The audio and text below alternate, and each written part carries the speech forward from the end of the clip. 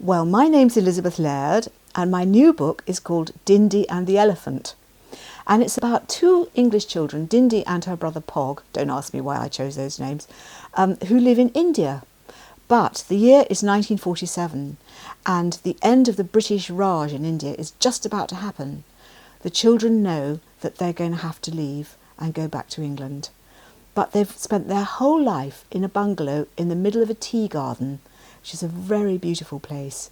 And the change that they have to face is tough. And the story involves an elephant and a cobra. Need I say more?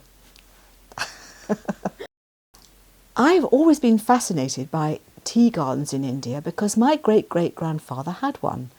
And he lived in Calcutta and then up in Debragarh in Assam. And he had elephants in his tea garden, and somewhere around in this house I've got the deed of sale of the tea garden in which it specifies 4 elephants. So I thought, wow, my great-great-grandfather had 4 elephants.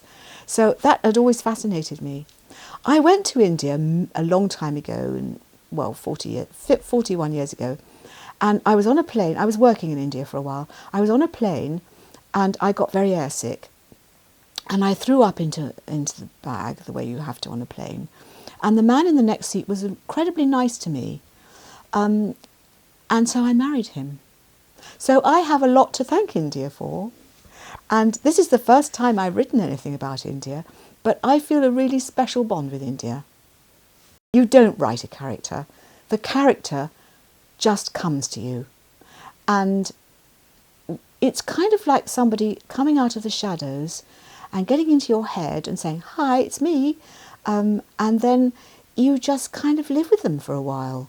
And sometimes you like them, and sometimes you really love them, and sometimes you don't like them, but they're great fun to write. So, I don't know, Dindy was just Dindy. When I was a child, I wanted to be a mummy, which, I mean, all little girls when they're about 4 want to be a mummy. And then I wanted to be a poet. And then I wanted to be a traveller. So it kind of came true, didn't it? I suppose. Well, it's very difficult to pick the most dramatic things that have happened to me on my travels because quite a lot of dramatic things have.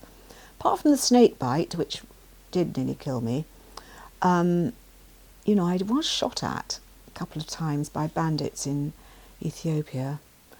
Stayed out a bit too late on the roads before getting into the town. There was a nasty murder incident in Ethiopia where I was accused of murder, but I didn't do it, and I did get off. There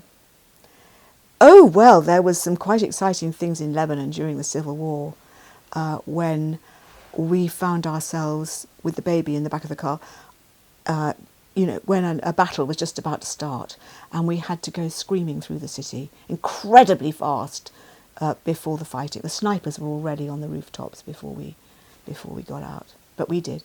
Everything was fine. Nobody was hurt.